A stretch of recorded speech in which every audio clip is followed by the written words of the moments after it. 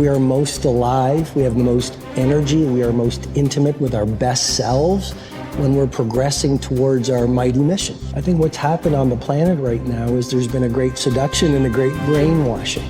When we are kids, we want to be astronauts. We want to do all our dreams.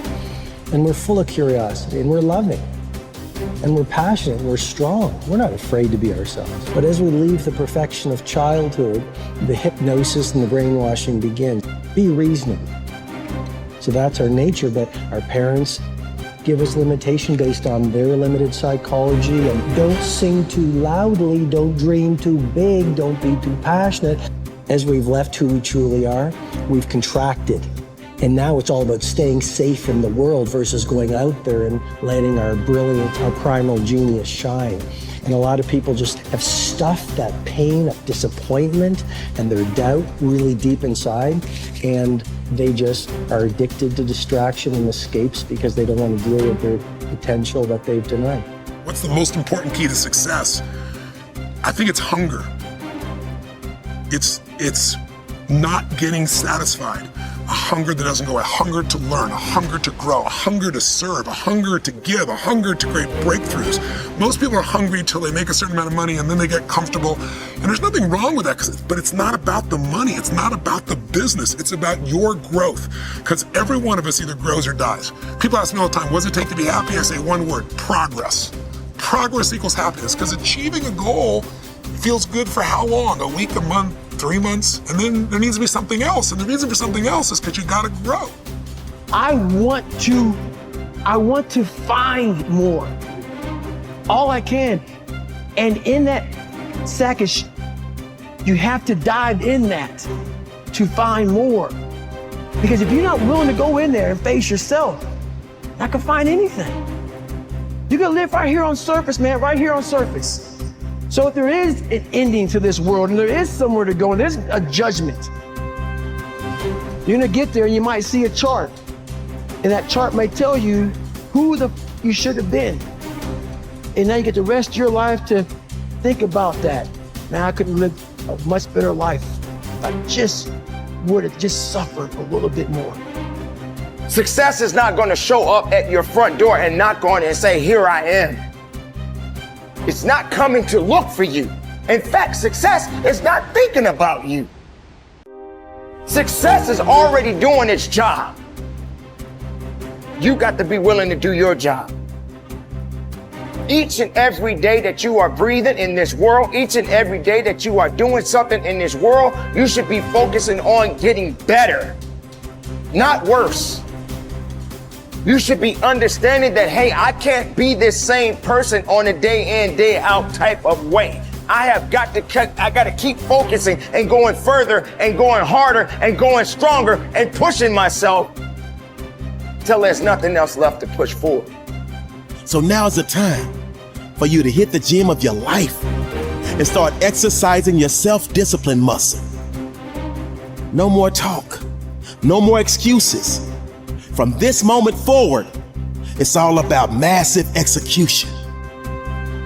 Will there be days that you don't feel like it? Yes. Will there be days that you want to stop? Yes. Will there be days that you want to give up? Yes. Will there be days that you want to quit? Yes. Listen to me. Quitting is never an option. We've all bought into a lie.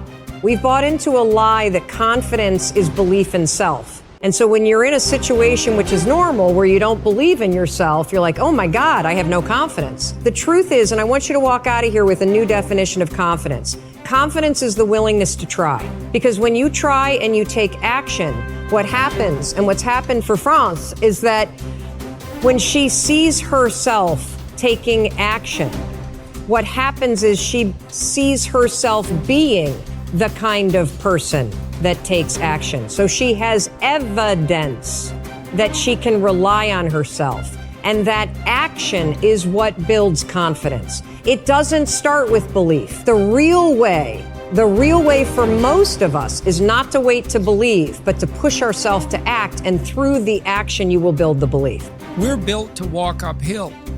And when you reach the pinnacle of the hill, you want to stop and appreciate the vision, but the next thing you want is a higher hill in the distance, because it's the uphill climb that it's from the uphill climb that we derive our value, and I mean this technically. So almost all the positive emotion we feel, especially the emotion that fills us with enthusiasm, and that's to be filled with the Spirit of God, by the way, because that's what enthusiasm means. That's experienced in relationship to a goal. And so in some sense, and this is part of the religious enterprise, you want a goal that you can never attain, right? So you can always move closer to the goal that recedes as you move towards it. You think, well, that's frustrating. It's like Sisyphus pushing the rock uphill. But it's not, because as you pursue that goal, you put yourself together and your life does get better and richer and more abundant. And that's why the highest levels of virtue and goal are in some sense transcendent. You want them to be above everything you're doing so you can continually move towards something that's more sublime and better. That's what you are. You're here to live, not to sleep. I didn't study, I didn't study a book. I literally put myself in a fire repeatedly like a sword. You put a sword in the fire repeatedly and repeatedly. If you keep on doing that, you're going to get a nice sword. And then you keep on beating it. You got to beat the shit out of it. And that's what I am. Yeah. I became that. I said, okay, we can't quit. We got to figure out why you are this. Why are you this, man? What is wrong with you? What's going on here? So I kept on putting the sword back in the daggone fire, and I just beat it harder. And I beat it harder. Before I knew it, I started realizing, all right, man, the brain is starting to get hard. The brain is starting to get hard. I'm no longer a theorist. I'm now a practitioner. I put it in hell. I dissected it while it's in hell, because you can't dissect anything in a normal environment. You can't dissect anything in 72-degree weather. You must put it in the freezer and freeze the fuck out of it. And then you dissect it. Dissect it when it's miserable. Dissect the brain when all it's thinking about is, I need to get out of here, man. I want to get out of the fucking freezer. Open the door. And he said, nah, 5 more seconds, man. 5 more seconds in the freezer. And that's when you start to pick that brain apart. And that's what all this stuff did to me. I kept on putting myself back into the freezer or the fire and beating the out of myself, mentally and physically. Before I knew it, this is what happened. Ralph Waldo Emerson believed that anyone who had put their heart and soul into their work and had done their very best could hold their head up high.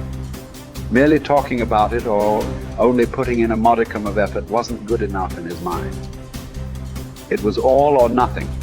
He believed that doing your best was an admirable quality, and that although you might not always be successful, knowing that you had done all you could was often all that mattered.